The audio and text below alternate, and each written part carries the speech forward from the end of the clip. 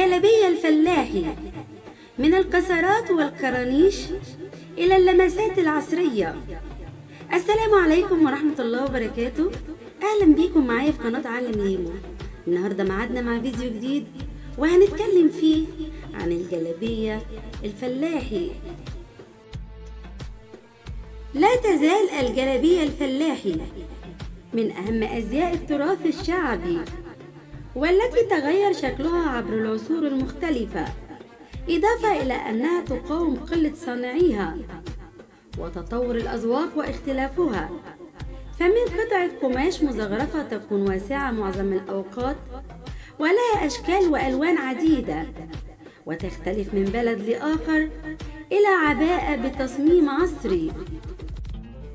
وتختلف الجلابية المصرية من محافظة لأخرى، حيث إن الجلابية النسائية في الريف تميل للألوان المبهجة المصنوعة من أقمشة مريحة كالقطن والقطيفة، وبجانب ذلك مزخرفة أكثر من الجلابية النسائية في الصعيد. وتتعدد ألوان الجلابية الفلاحي بالزهو، وكأنها تشبه طبيعة الريف المصري من وجود للمزروعات المختلفة، كما تتميز بالكسرات الكثيرة والمميزة بمنطقة الصدر والطبقة المموجة من الأسفل لتبدو فضفاضة ولا تبرز الجسد. أما الألوان السادة للجلابية الرجالي في مصر هي أسود، أبيض، رمادي، مائل للأزرق أو مائل للبني، وتستخدم في صناعتها القطن والبوليستر والخيط. والحرير غير مسموح به بسبب حرمته على الرجال، كما كانت تشتهر قديما جلاليب الكستور، وهي الجلاليب المقلمة. وبالنسبة للسيدات فقد كان هناك أنواع أخرى عادية من القماش مثل المرمر والستان والقريشة، والإقبال عليها حسب الأذواق. وكان الكثير منهن يفضل القطيفة، وهي المنتشرة حاليا بين سيدات القرية. وتتفاوت أسعار الجلابيات حسب جودة الخامة وسعر من يفصلها أو يبيعها.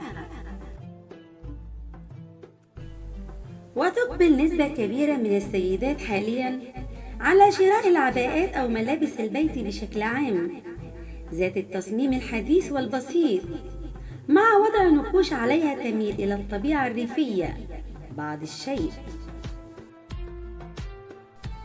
وما زالت النساء في كثير من قرى الوجه البحري في مصر تحرص على ارتداء الزي الفلاحي، وهو عبارة عن غطاء الرأس الإشارب الملون بألوان زاهية، والجلابية الفلاحي بسفرة على الصدر، وأحيانا يتحلى ذيل الجلابية بكورنيش. أما في المنزل فتحرص المرأة على ارتداء جلاليب ملونة لامعة.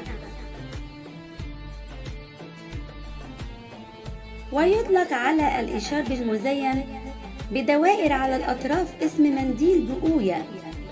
ورغم انتشار العديد من الأزياء المتأثرة بالمدينة أو نتيجة لسفر الأزواج للدول العربية وانتشار العبايات الخليجي، إلا أن الجلابية الفلاحي ما زالت منتشرة بكثرة بين السيدات.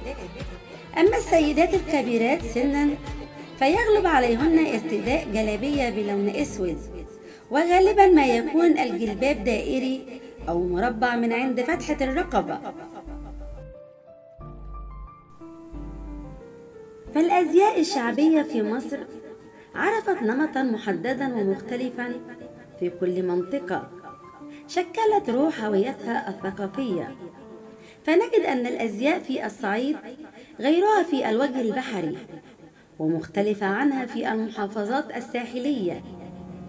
اختلف الزي الشعبي المصري على مدى العصور، كما أن لكل محافظة أو إقليم في مصر ملبسه الخاص، والذي يتغير كذلك على مدى العصور.